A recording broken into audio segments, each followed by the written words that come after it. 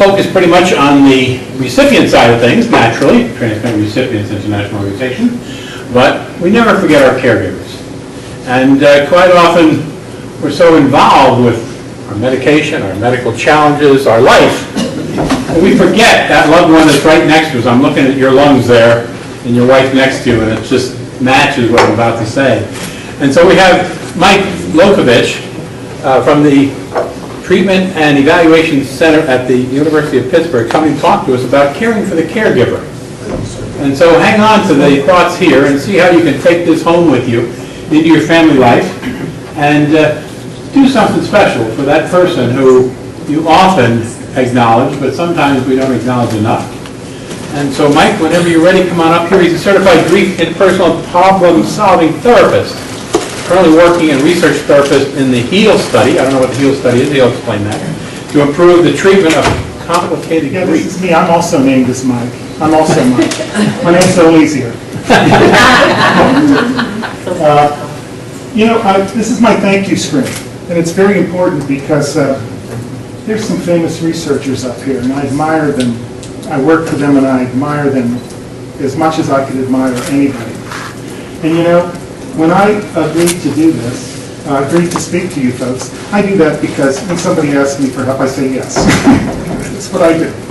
And after I started reading at it, I said, oh my gosh, I've had patients that have had transplants, but what do I know that I could share with these people?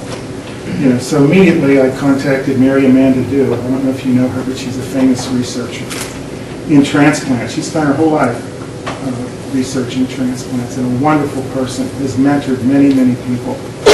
And I said, Mary Amanda, I'm talking to this group called TRIO, and I'm wondering what I know, and how I can help them. And she said, I said the name of the talk is Caring for the Caregivers. So she said, okay, and she sent me a bunch of stuff, and I read it all again, and I said, yeah, Mary Amanda, I read this, and I think you are the most qualified person in the world to do this talk. And she said, Mike, I'm a therapist, and that's all I've ever wanted to be.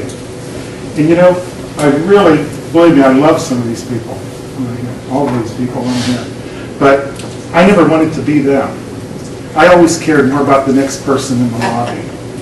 And so when Stephanie was talking about a Jedi, I'll get to that in a minute, Mary Amanda Dew says, what's the name of the talk? I said, Caring for the Caregiver. She said, you're the one. You're the one to do it. She's trying to tell me I was a Jedi. I was thinking about that. I said, Mary Amanda, there's another part of this story you don't know. I had on April 4th, 2011, my brother died when a heart transplant didn't go well. And we were not close. My brother and I had not been close for long years, but in the last hours of his life, we were close again. So I don't have that experience of the whole process that you folks have. I said, Mary Amanda, I have the process of when everything goes wrong. And she, of course, said, you're perfect. She said, you're perfect. So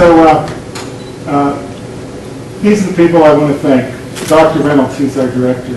And, of course, Mary Amanda, who's also one of our principal investigators. She's a transplant researcher. And Larissa Majaskovsky, and all of my colleagues and friends that work at the center. Who we are, we're the Late Life Depression Prevention, Treatment, and Evaluation Center, part of PIT. We conduct research locally since 1989, and we've been designated as a Center of Excellence by the National Institute of Health since '95. Our mission is to advance the prevention and treatment of depression in Western Pennsylvania, Eastern Ohio, and West Virginia, and to extend these advances to the rest of the country and around the world. Our center is directed by Charles F. Reynolds III. It operates from our offices in Oakland. We have other sites in the community, and we do a lot of work in the homes my boss, Dr. Reynolds, loves this slide. I have to include it in everything I do. We became a center. We're now a center by the National Institute of Health for the treatment of late life depression. And that word late life, most of the time it means 60 and older. Okay? So when you hear that, that's pretty much what that means. So we deal with people that have the same. If you can see, we deal with people that generally have the same hair color that I have. If you look really closely, so we deal with seniors. But we're primarily looking as a center at the vulnerabilities that sort of make seniors susceptible. And their physical vulnerabilities, psychosocial vulnerabilities, and cognitive vulnerabilities. And we're working in all these areas in research studies that overlap. And we're working on depression. And this is what Art Mariani was trying to yell into my ear, that I already know. What I already know is that our goal is to prevent the onset of depression in older adults and to bring existing depression into full remission. Because that I do know about. And I know that depression is among our most serious illnesses and that it kills people.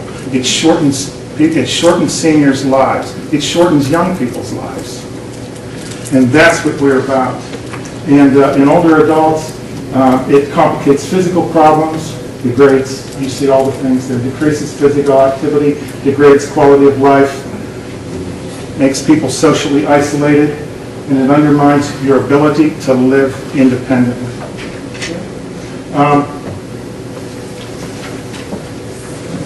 Among transplant patients, recipients, transplant recipients are at risk for depression at every stage of the transplant process.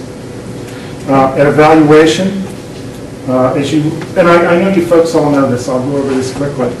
In living with end-stage, most people, in many cases, not Jackie's case here, but have been living with end-stage organ disease for a long time. And with that deterioration and the effects that it has on your mind and your body. During the waiting period, the same thing continues. But added to that is the uncertainty as well of will an organ be available for me? Will there be a suitable donor? The effects of medication and new treatments and new procedures, and concerns about the risk of surgery that's ahead. All of these things are stressors. All of these things put people at higher risk for depression. During the surgery and the perioperative recovery period, adjusting to the immunosuppressant medications and the side effects. And sometimes people that were on existing medications to help with depression, sometimes those are stopped for periods of time. And a person is left vulnerable to a return of depression. During the first year post-recovery, it's usually a brighter period for many people, but sometimes recovery can seem slower than you had expected. There's coping with graft rejections and infections, adjusting to a different kind of life, a less illness-focused life. All types of adjustment create stress. Accepting life with a donor organ. Coping with financial issues, and this is no small thing. Complex follow-up care, medication regimens, relationship stress, PTSD that Jackie was talking about, and rehospitalizations. In the longer term years, all of the stressors that everyone has in life that were there before come back in and reassert themselves.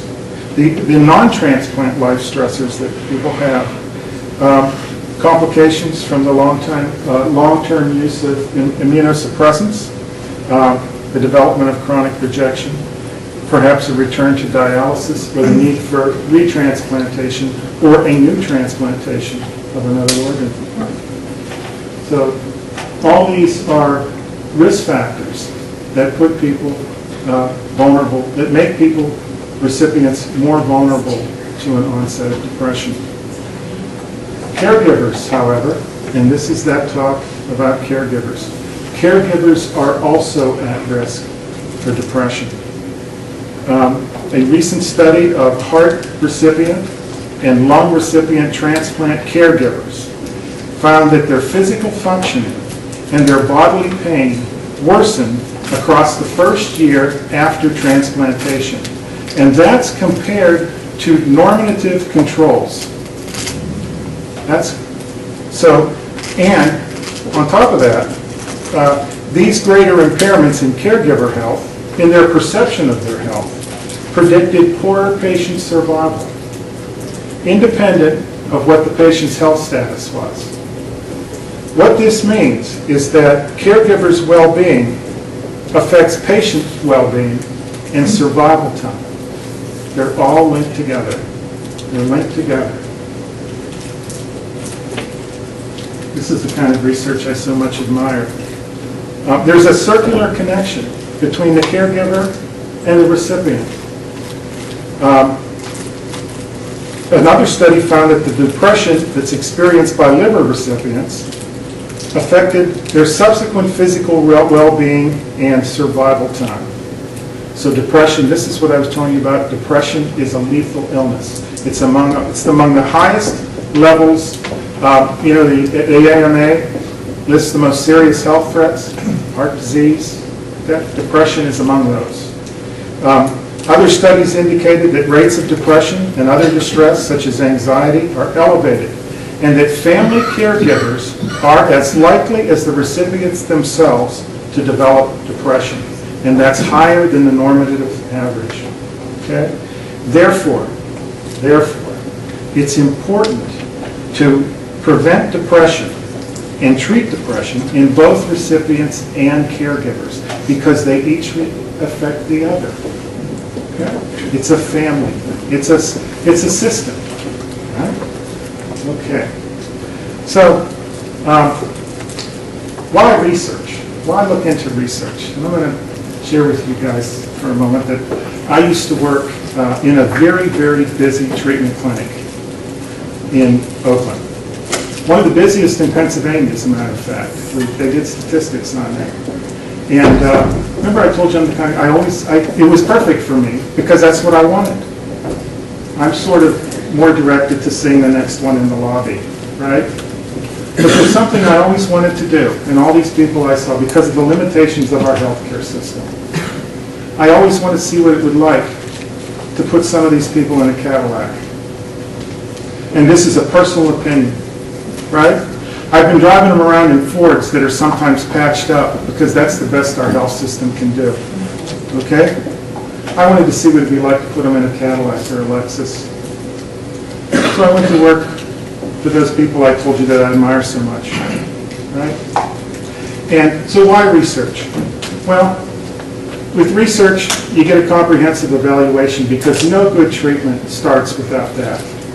There's no way around that. No good treatment starts without that. There's ongoing informed consent and a partnership. And what that means is that if you're in research, you know everything that's going all along the way. And it's like a partnership. And they take the time to do that. And that's something that I value a lot. It's compassionate care and very close monitoring of progress. I can say this, that generally, if in research, you will get more attention than is possible in the community. I can say that without a doubt, usually by far, than is able to happen in the community.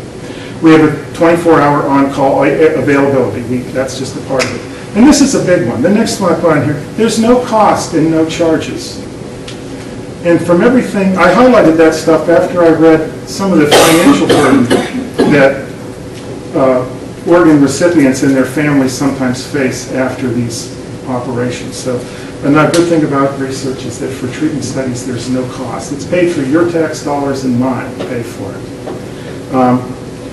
There's always close coordination with your healthcare providers, you know, your team, your other treatment teams and your specialists. We value that, and that's also very important. Our prevention studies do not involve medications. And I like to say that a lot because, I see a lot of folks that the idea of one more medication is pretty hard to face sometimes. The other thing is that, and this is the last one is one that I just love. I'm so surprised and so pleased all the time to see how much some of our seniors really like being a part of something bigger than themselves. I know I do. And that's the opportunity to help other people, and people you don't even know, and to be a part of something. So we do a lot of different kind of research studies at our center, but there are two types I want to tell you about today. There are prevention studies, and prevention studies are all aimed at preventing the onset of depression.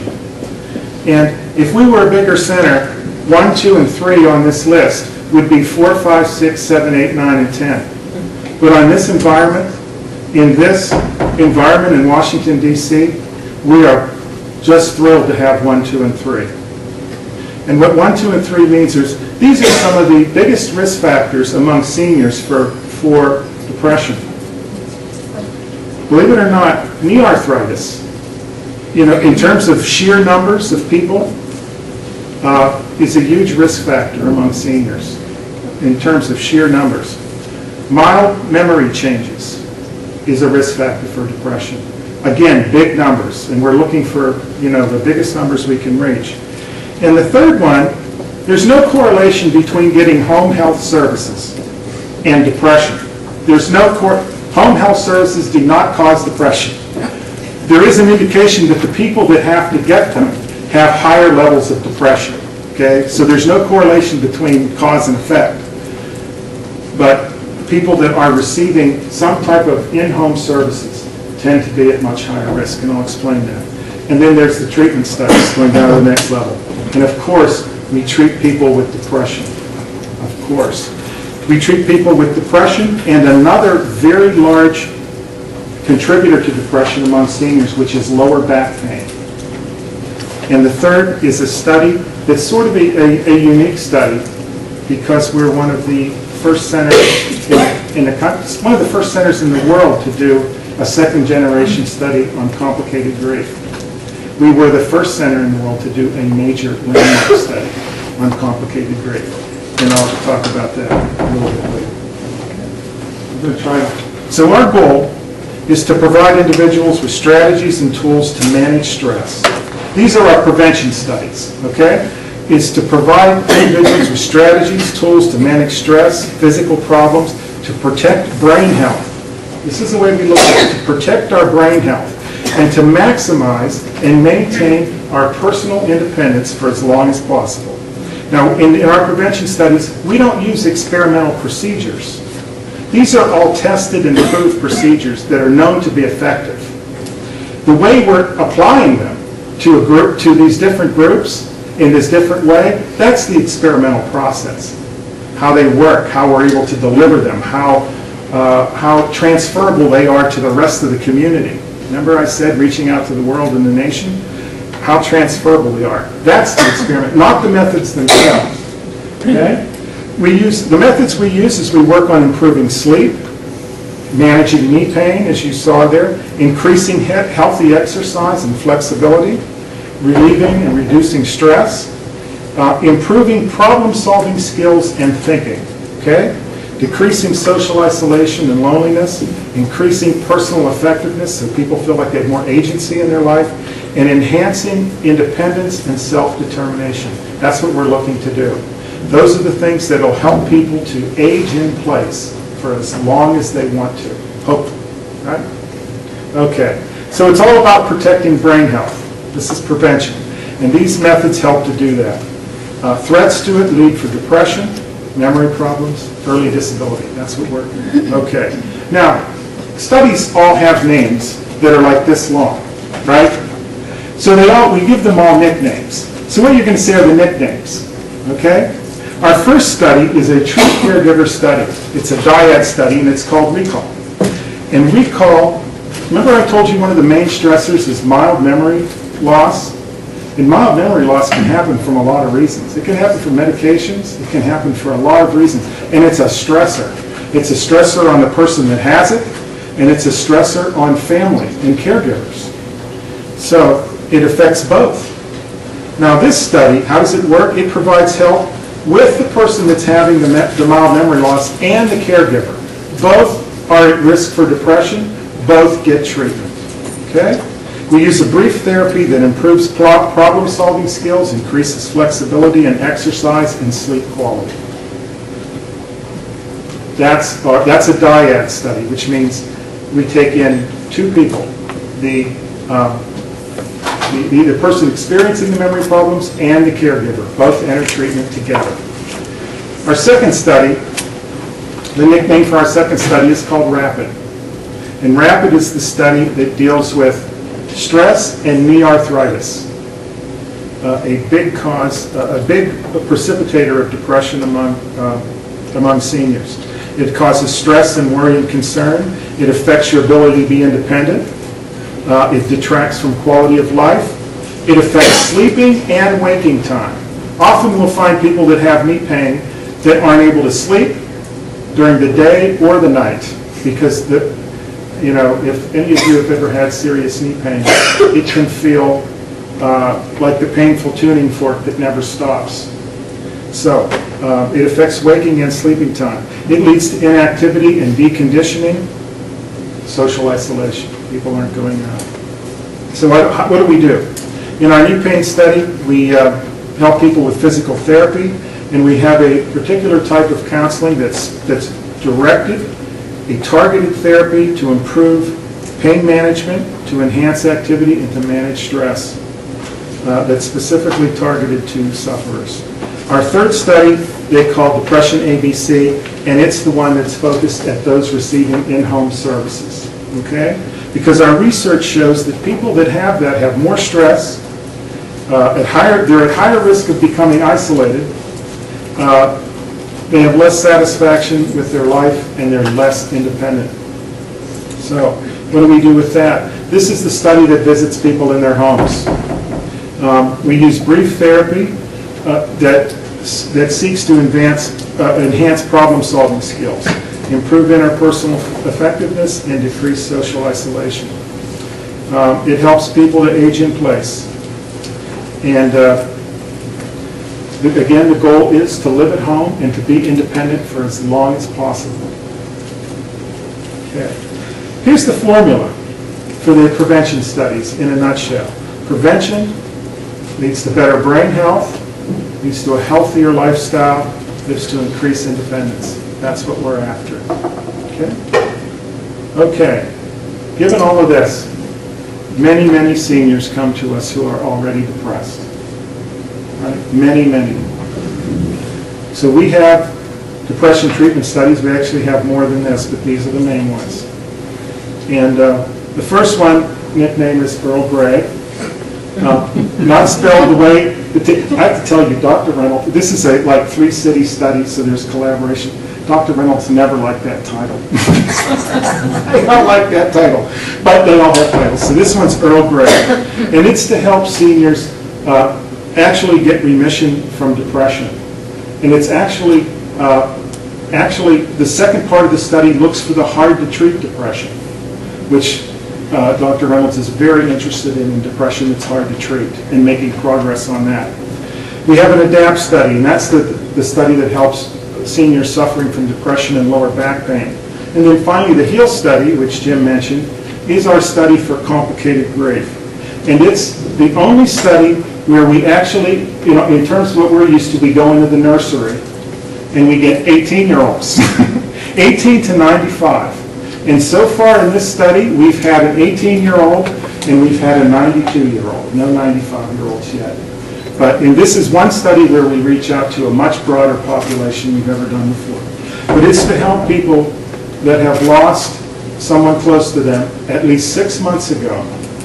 And the grief is still interfering with their functioning. And I'll talk a little bit more about that if there's time at the end. But first I want to get to our treatment study for depression. Earl Grey. Again, it's people 60 years old and older. We do have there is an adult program on the floor above us that has studies for adults that are younger than 60. And I can connect you up with them if anyone has interested in that.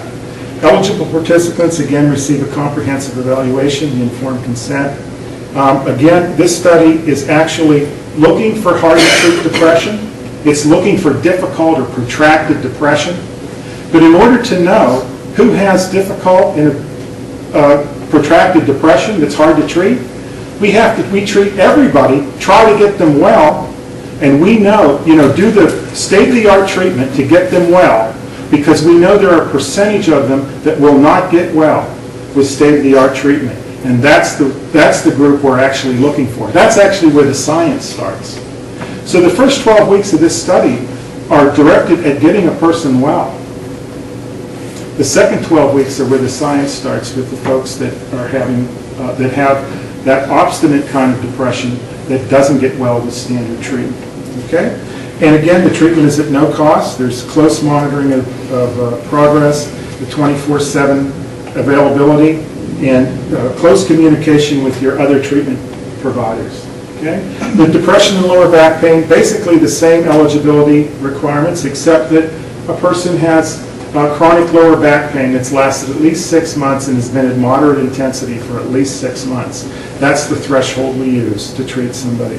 And of course, all of the other benefits of research that I talked about before. The complicated grief study is a little bit more complicated, as you can see by this very busy slide. I'll just sum it up briefly. It used to be called prolonged, protracted, or traumatic grief. And this illness is a killer. Because if you've ever known someone, and there's research that says as many as 1 to 1.5 people in every 10 that when they experience the loss of someone close to them will have this kind of grief. And these are the people that never seem to pull out of the grief, are never able to really integrate the grief or move on with their life. It shortens lives. I've worked at Western Psych for some time now, and this is some of the most intense emotional pain that I've experienced in treating people. And it can go on for years and years and years. We routinely see people with 2 years complicated grief all the time. 10 years every week. I've treated people with 20 years. I treated a person that had 38 years complicated grief, and I treated one person, and I had to see this myself because I had to be convinced myself. 59 years.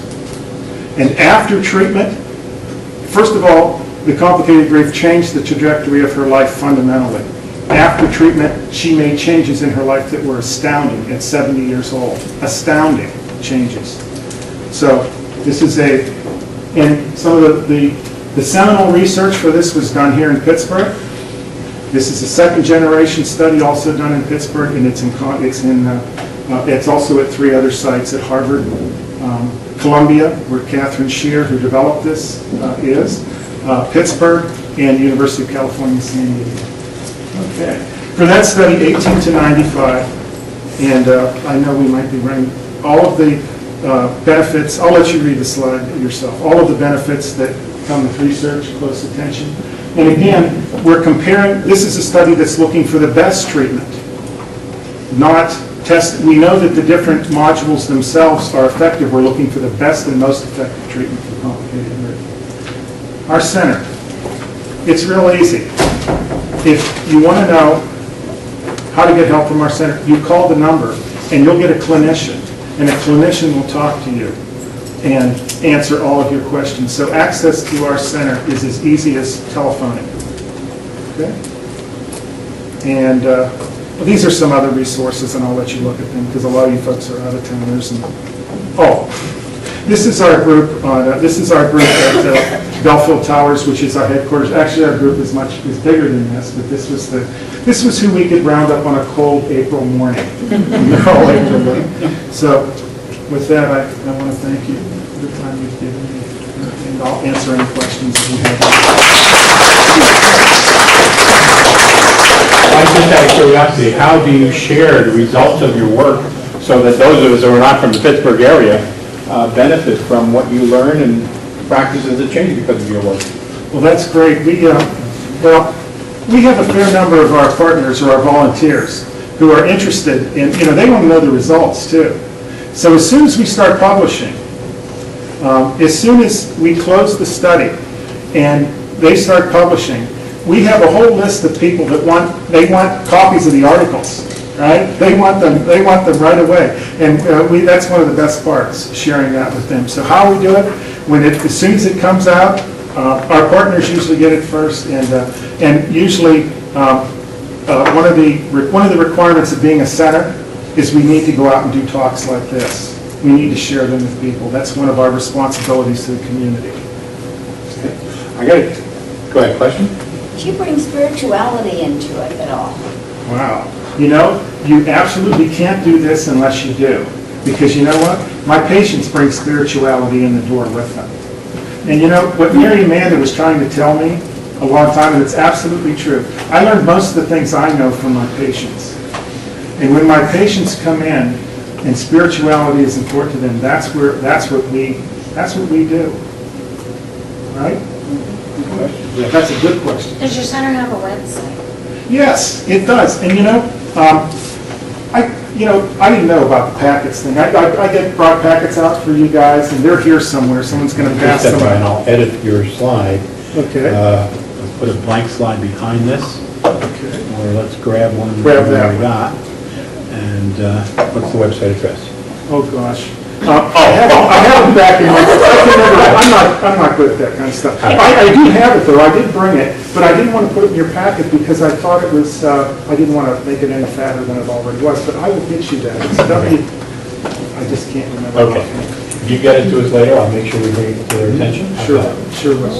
Also, in the elderly over 60, isn't there a natural depression because of loss of living spaces, moving to a nursing home, or loss of possessions, or that kind of thing? Do you deal with that? You know what? There are losses. There are definitely losses associated with growing older. No question about it. Just try to watch me keep up with my son sometimes, and you'll see it. But you know what? Depression. This is a very important point. I want you all to hear this. If you hear one thing from me today, hear this. Depression is not a part of normal aging. It is not a part of normal aging. No matter whether you lose your mobility, whether you lose whatever. You know, who are you kidding? My mother was in a nursing home, and I lost her in May. And she was getting depressed about a year and a half before that. And I got her the help of a good psychiatrist. And he brought her around, a good geriatric psychiatrist, and he brought her around.